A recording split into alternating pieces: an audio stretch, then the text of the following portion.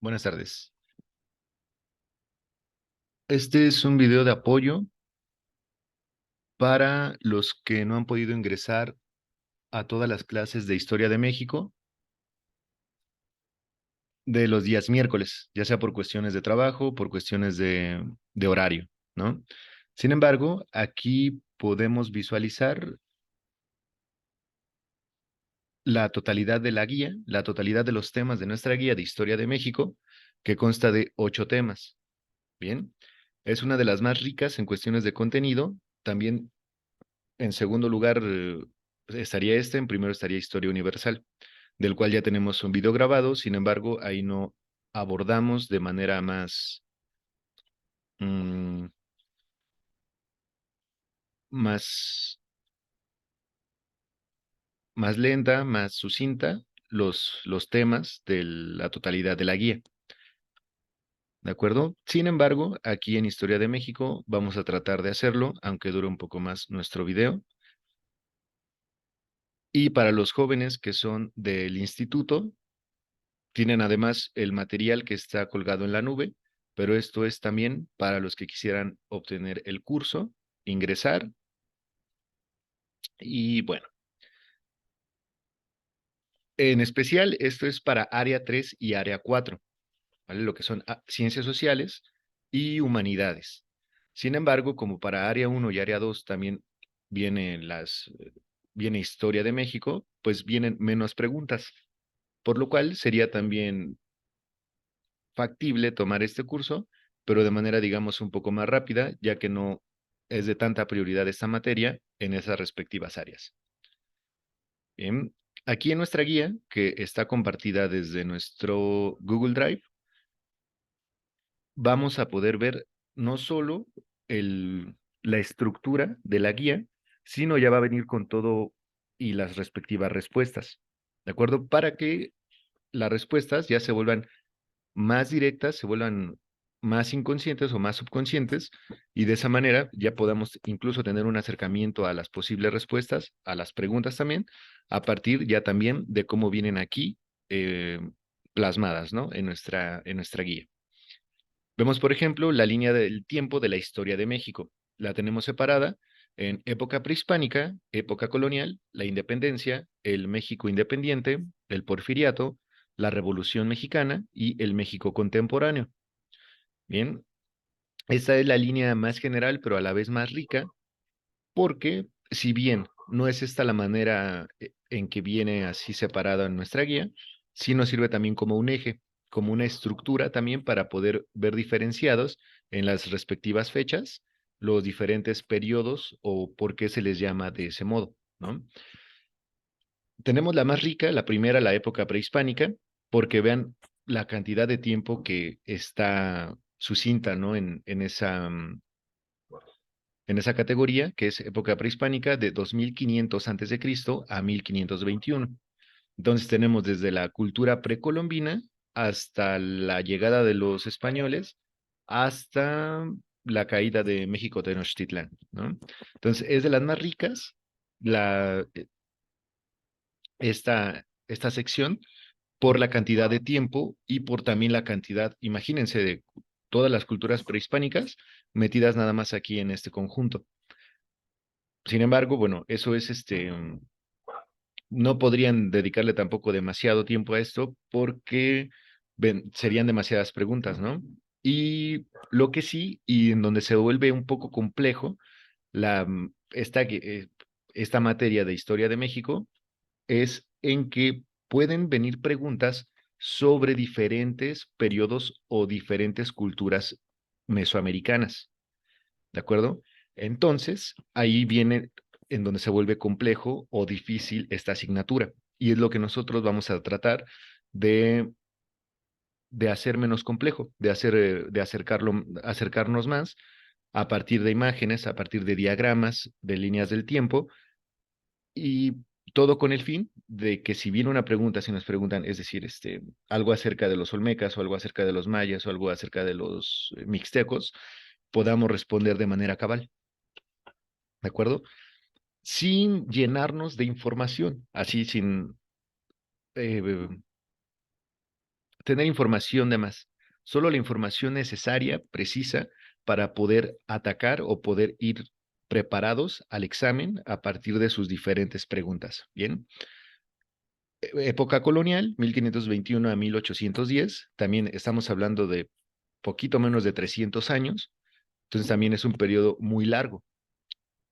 Igual aquí nada más va a venir una o dos preguntas en la totalidad de las 14, y a partir de ahí ya van siendo periodos más cortos. Sin embargo, también como son periodos revolucionarios, de guerra, de relaciones con el resto del mundo, de conflictos políticos en México, etcétera.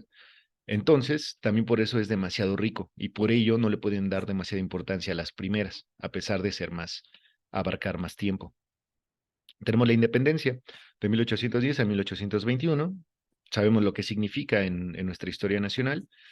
Tenemos enseguida el México independiente de 1821 a 1877, es decir, sin más de 50 años de este periodo. Si vemos en la independencia solamente son 11 años, pero la cantidad de cosas, de eventos que sucedieron ahí, pues da para que hagan y se vuelva una de las más importantes en la totalidad de las preguntas, ¿no? Enseguida, 1877 a 1910, tenemos el Porfiriato. En el México independiente tenemos la restauración de la República, los gobiernos de Benito Juárez, de Sebastián Lerdo de Tejada, y también todas las luchas que se van dando, por ejemplo, con la guerra que se tuvo con Francia y, y demás. El Porfiriato entonces, enseguida, y como respuesta a los excesos de autoritarismo del Porfiriato, tenemos la Revolución Mexicana de 1910 a 1929.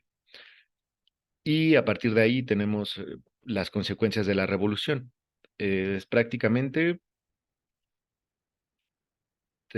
son 19 años, ¿no? Aquí de la Revolución Mexicana, pero también tenemos los diferentes presidentes que fueron surgiendo, las diferentes revueltas que se fueron dando, personajes tan importantes como Álvaro Obregón, eh, y los primeros presidentes que empiezan incluso a formar los diferentes partidos, a lo que hoy conocemos también como el PRI, etcétera, a Lázaro Cárdenas y demás. Y luego en la actualidad, o México contemporáneo, ¿no? Y esto es a partir del milagro mexicano. Se le llama así al periodo de después de la Segunda Guerra Mundial. México se vio favorecido en términos económicos por haber apoyado a los países ganadores de la Guerra Mundial y cómo eso repercutió aquí. La creación de tecnología, el crecimiento de la economía y de la política, hasta, bueno, encontrarnos hasta después al neoliberalismo, ¿no? Con Miguel de la Madrid. Y la guía está estructurada, como les comentaba, a partir de la forma que viene en las guías. Entonces, eso es lo que voy a tener aquí yo en letras negras, que tenemos la Nueva España. Sin embargo, nuevamente, en la Nueva España nos mete lo que son los antecedentes, ¿vale? Entonces, aquí tenemos pues una riqueza increíble por la cantidad de periodo de tiempo y la cantidad de culturas que están envueltas, ¿no? En solo lo que son los antecedentes de la categoría más grande que es la Nueva España. Porque si bien la Nueva España es siglos XVI a XIX, es decir, de 1500 a 1800, al finalizar la colonia, tenemos en los antecedentes de Mesoamérica desde los 1500 hasta 1521 y sus respectivas áreas culturales. Tenemos como la diferenciación entre Oasis América, Aridoamérica, Mesoamérica, definición y características de Mesoamérica, y esto que me parece y que me ha servido muchísimo como para tenerlo rastreado de manera obviamente geográfica, pero que sea también que sea muy rápido de identificar. No tenemos las culturas más importantes: maya, totonaca, olmecas, zapotecas, mexicas o aztecas, teotihuacanos, toltecas, pero también algunos como los mixtecos, etcétera. Esto para que podamos ubicarlos nuevamente geográficamente, pero también, y aquí incluso la parte de Mesoamérica de nuestro país, para poder ubicarlos, porque en las preguntas nos van a venir qué estados actualmente son los que conformaron dicha cultura en dicho periodo de tiempo, ¿no? Entonces tenemos dos rastreos para ubicar a las diferentes culturas, uno de manera geográfica y el otro de manera histórica. Para ello tenemos una línea del tiempo dividida también en sus grandes categorías, que es preclásico, clásico y posclásico, teniendo abajo en el preclásico solamente la cultura olmeca con ese determinado tiempo. El clásico, tenemos las tres culturas importantes del clásico, Teotihuacana, Zapoteca y Maya, y el posclásico tenemos a los mixtecas, los toltecas y a los mexicas. De acuerdo que va a ser la cultura más fuerte, más poderosa, que va a estar en México, México Tenochtitlán, bueno, por eso el nombre, a la que se va a enfrentar todo el imperio español y algunas que estaban en contra también de este imperio, porque al ser imperio, entonces dependía también del cobro de impuestos y del autoritarismo sobre otros pequeños poblados. Entonces los españoles se vuelven aliados de estas pequeñas comunidades también o culturas para ir en contra de los mexicas y de su excesivo poder. Muy bien, tenemos aquí entonces en rojo una pregunta del 2018, pero que se repite en la guía del 2022. Estas guías yo se las voy a compartir, como les había comentado en videos previos. Y, por ejemplo, tenemos los mayas como cultura mesoamericana que abarcó los estados de Tabasco, Campeche, Yucatán, Quintana Roo y Chiapas en el periodo clásico entre 250 y 900 después de Cristo. ¿Vale? Por ello, les pongo nuevamente el rastreo, tanto geográfico como histórico, para que de cualquiera de estas dos formas ustedes sepan cuál es la respuesta correcta. ¿De acuerdo? Tengo algunos ejemplos más con la cultura olmeca, mixteca y mexica, pero la lógica es la misma. Y ya con ello, vean, no hacen preguntas demasiado más detalladas. Solamente es que tengamos bien determinados, bien diferenciadas una cultura con otra, a partir solamente de estos dos medios, tanto la ubicación geográfica como la ubicación histórica. Y se acabó. Tenemos enseguida la época colonial con su respectiva línea del tiempo, descubrimiento 1492, conquista militar y espiritual del 1519 a 1521. Bien, tenemos diferentes personajes, cada uno importante para la caída de México Tenochtitlán y la conquista subsecuente, ¿no? Que facilitó la conquista de México, siendo los españoles que nada más venían 100 marineros, 500 soldados, 16 caballos y 10 cañones. Tenemos también el problema de las epidemias, la evangelización, en los enemigos de los mexicas y tecnologías europeas. ¿De acuerdo? Tenemos en 1.3 la organización política. Esto es 300 años de colonia, lo que era el virreinato. Sin embargo, aquí viene una pregunta que es un tanto capciosa, porque si bien nosotros tenemos bien interiorizado lo que fue el virreinato, van a haber preguntas, por ejemplo, en donde la respuesta sea ayuntamiento, donde sean diferentes, ¿no? Pero aquí lo que sí tendríamos que hacer es un rastreo específico de los conceptos, de las categorías económicos y políticas que van surgiendo para pues, contestar de manera adecuada. Tenemos lo que era la función de un virrey, todo el poder tan abarcante que tenía diferentes cargos, ser gobernador, ser capitán, ser superintendente de la Real Hacienda, ser presidente de la Real Audiencia y vicepatronato de la Iglesia. ¿De acuerdo? Tenemos estructura económica y social, a la cual solamente le vamos a dar un vistazo general porque no nos viene ninguna pregunta en ninguna de nuestras respectivas guías, pero después tenemos lo que sí, las reformas borbónicas, que fueron proclamadas por quién y las consecuencias de las reformas borbónicas, que van a ser un antecedente importante para lo que va a ser la independencia de México, porque ya había aquí un excesivo poder europeo sobre los mesoamericanos, excesivo poder político y económico, porque empezaban también a incrementar los impuestos y a someter o a subyugar todavía más políticamente a los indígenas, ¿no? Tenemos las ciencias y las artes y la independencia.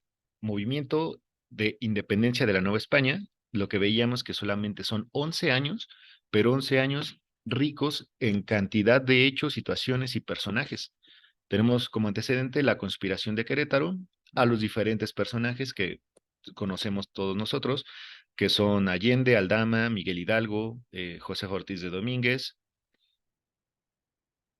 y Miguel Domínguez, ¿no? Su esposo.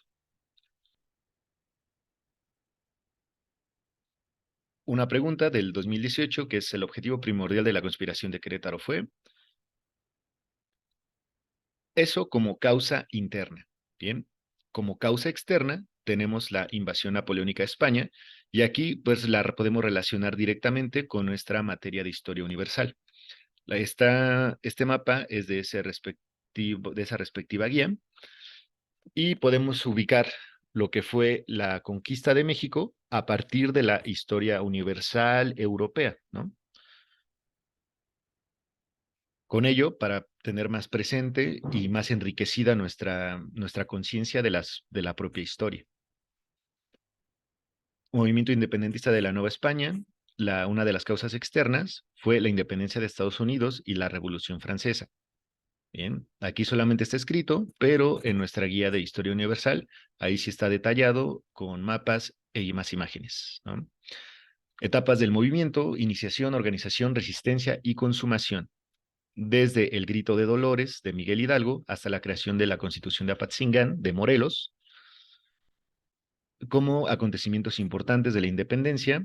Enseguida tenemos una de estas preguntas que son de lo más detalladas y de lo más, para mí, complicadas, porque vean, tenemos que ordenar cronológicamente acontecimientos que corresponden a la etapa de organización de la independencia de la Nueva España. Bien, y tenemos nada más que son separaciones de un año, desde el Grito de Dolores al comienzo de la primera campaña de Morelos, un año nuevamente para la creación de la Junta de Zitácuaro, un año nada más para la instalación del Congreso de Chilpancingo y un año nada más para la Constitución de Apatzingán. Por ello, se vuelve compleja, pero en una cuestión de contenido, de que es muchísima la información, ¿no? Y cómo poder ordenarla y tenerla bien interiorizada para que si nos vienen o nos falte una o venga una extra, pues podamos saber cuál es el orden. Esto al final, a pesar de que es una de las más complejas, solamente equivale a un acierto. Bien. México independiente de 1821 a 1854, primeros proyectos de organización política, sistema federal mexicano, tenemos también diferentes personajes, los conflictos internacionales de con Napoleón, ¿no? En México independiente ya estaríamos hablando justo 1821 a 1854 y ya por aquí va a estar perfilando Benito Juárez, ¿de acuerdo? Pero antes de eso, gobierno de Anastasio Bustamante, la lucha entre federalismo y centralismo, que como se ve aquí en la imagen es perfectamente entendible, viene preguntas al respecto de ello, y reforma liberal y la resistencia de la República. Ahora sí, estamos acercándonos a la restauración, pero antes de ello estamos con el Plan de Ayutla, bien, ejercido o redactado por Juan Álvarez e Ignacio Comonfort contra el gobierno de lo que fue, eh, de lo que era Antonio López de Santa Anna, ¿no? Como presidente de México y todo también la entrada del pensamiento liberal nacido en Europa con Adam Smith, como hemos visto en Historia Universal. Tenemos, bueno, que se volvió una ideología económico-filosófica de moda que también imperó muchísimo en México. Y uno de los representantes también como presidentes fue Benito Juárez. Veríamos lo que es el liberalismo, también como el neoliberalismo es entrado al final del siglo pasado en México, pero vamos a ver vamos a definirlo también conceptualmente cada uno de estos categorías o conceptos económicos y filosóficos, ¿no?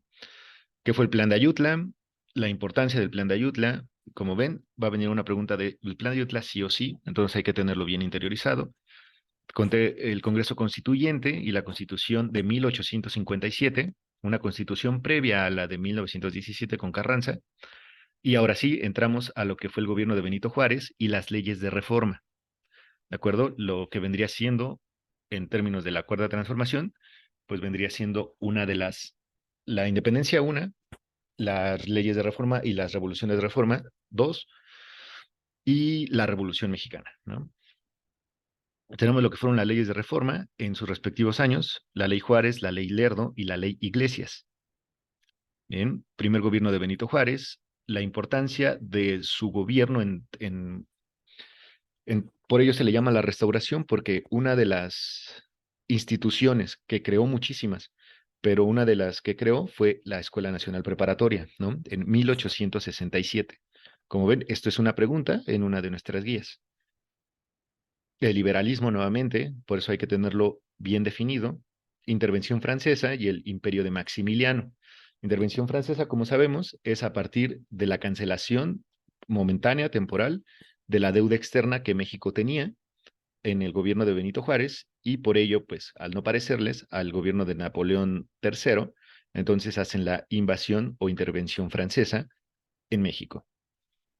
4.5 tenemos la restauración de la República.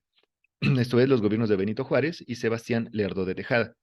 El objetivo principal del gobierno juarista fue, como decíamos, dotarlo de instituciones.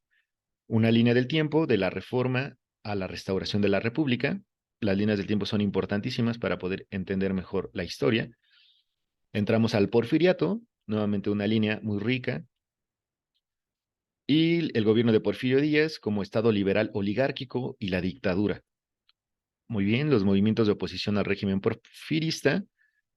Madero, vamos a tener ya justamente, solamente viene una pregunta en el Porfiriato, entonces esta sí sería pasarla de largo esos 30 años, al parecer pues no son tampoco todavía tan bien vistos por el estudio académico de la historia, pero en Revolución Mexicana sí. Vemos de 1910 a 1920, quien fue Francisco I. Madero, que fue con el Plan de San Luis, fue el político que quiso quitar la reelección con el gobierno de Porfirio Díaz. Y fue el primer personaje importante en iniciar la Revolución Mexicana en 1810, específicamente el 20 de noviembre. Luego, el villano de la historia, que es Victoriano Huerta, que afortunadamente no viene ninguna pregunta sobre él, pero para ir ordenándolos cronológicamente a los mismos personajes importantes de la historia, ¿no? El Congreso Constituyente, ahora la Constitución de 1917, inicia ahora como personaje importante en la política Álvaro Obregón, enseguida Venustiano Carranza, con la Constitución. Tenemos la Reconstrucción Nacional,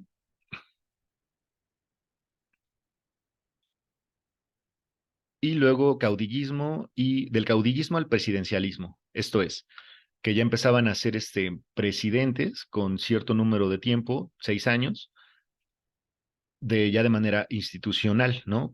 Incluso con el voto, recordemos que con Madero se inicia lo de sufragio efectivo, no reelección, y todo eso van siendo elementos, van siendo ladrillos en lo que después, pues nosotros tenemos como democracia ahora y nuestro propio sistema de elección de funcionarios públicos, ¿no? La creación de la SEP, incluso con el gobierno de Álvaro Obregón, viene como pregunta, curioso, y tener bien determinado lo que es caudillismo y lo que es presidencialismo. Bien, tenemos la existencia de un líder con bases de apoyo a nivel regional, es una característica del caudillismo, mientras que el presidencialismo se distingue por el gobierno de una figura política electa a través del sufragio, ¿no? Tratados de Bucareli, 1923, el Maximato con Plutarco Elías Calles. Vamos a ver cómo se vuelve un personaje importante y por qué Maximato y no callismo se le llamó a su régimen. Como gracias a él se crea el Partido de la Revolución Mexicana y gracias a él, entre comillas, Cárdenas sube al poder a partir de lo que era el Maximato, ¿no? De Plutarco Elías Calles, queriéndolo tener subyugado a su propio poder, porque digamos, él ya no era el presidente de manera pública, pero él era el que seguía teniendo el poder.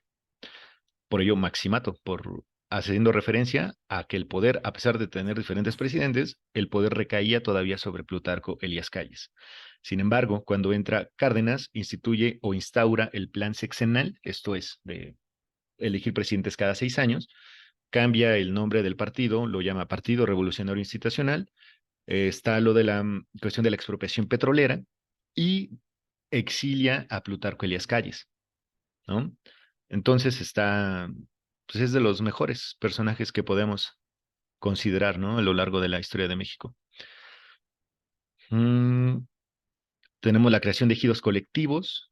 Esto va a venir. Y ya como actualidad, el México contemporáneo desde 1940 hasta el 2000. Bien, tenemos las políticas de unidad nacional, tenemos a Manuel Ávila Camacho, lo que se le llama después el milagro mexicano, como desarrollo estabilizador y crecimiento económico con estos diferentes personajes, ¿no? Camacho, Alemán, Ruiz, Mateos y Díaz Ordaz. ¿A qué se le llamó el milagro mexicano?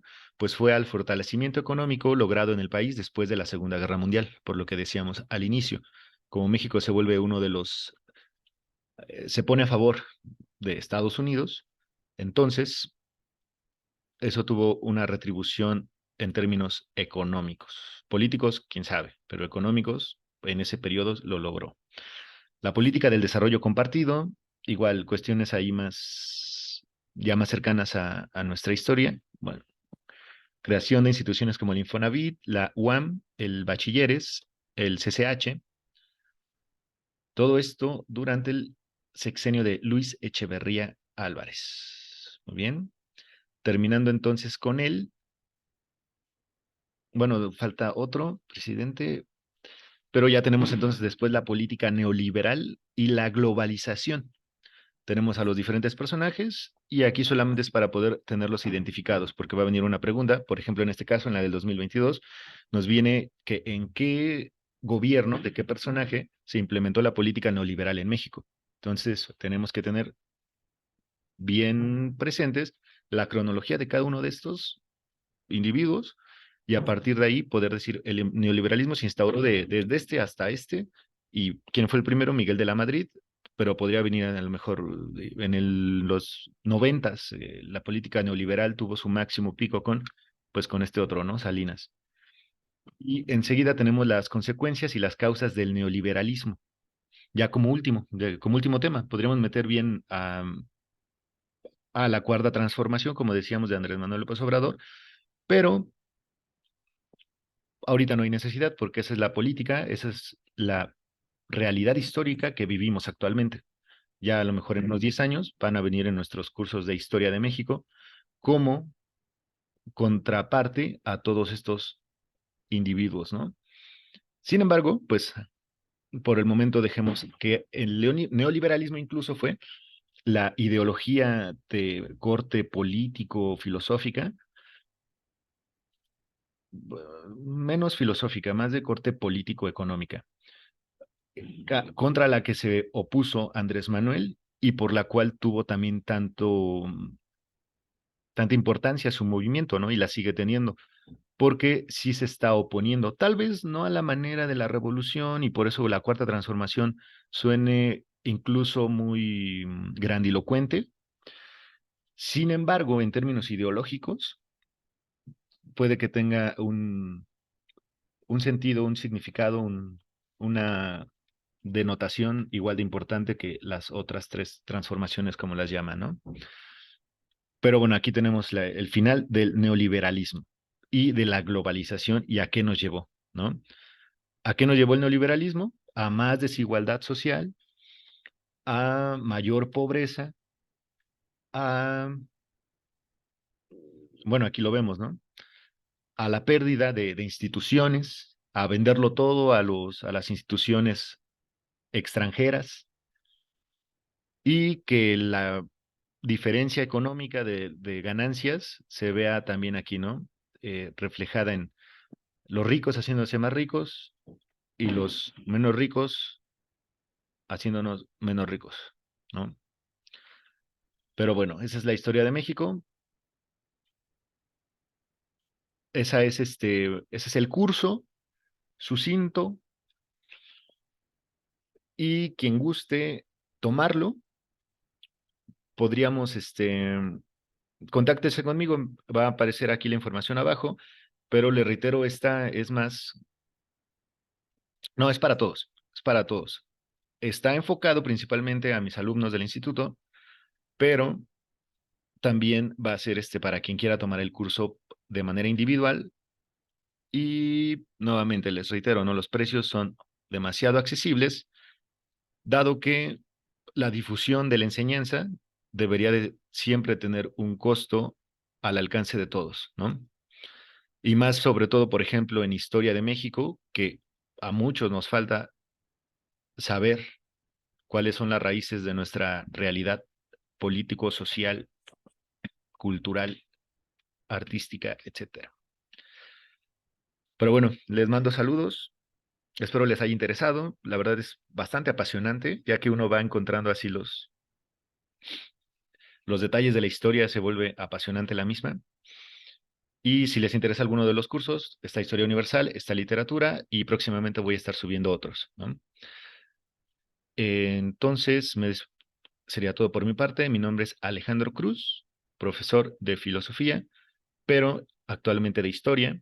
Por ello, debería de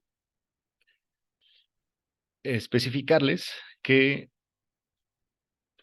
de manera filosófica, la historia parece que es, es un ente orgánico que podríamos incluso decir o bien autónomo o bien hay algo, hay algo en la historia que se mueve de manera inconsciente. Y eso es lo que se me hace a mí muy, muy interesante, ¿no? Encontrar saber que la historia, esta frase trillada pero real de quien no conoce su historia está destinado a cometer los mismos errores, es, es una sentencia, es una máxima. Entonces, por eso, dedicarle tiempo a la historia, porque no solo es apasionante, sino es importante para vivir, ¿no? Día a día. Saber por qué tenemos instituciones del gobierno en,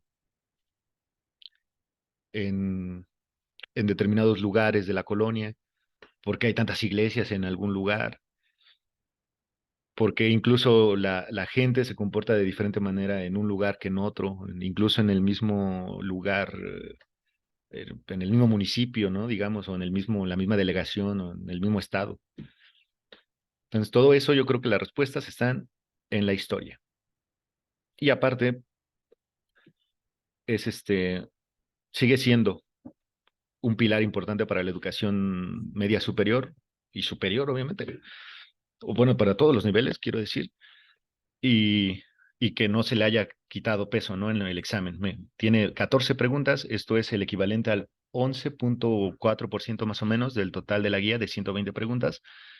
Y bueno, aquí está el trabajo, está la guía y está el método de trabajo, ¿no? Del mismo. Entonces sería todo por mi parte, me despido, que tengan excelente semana.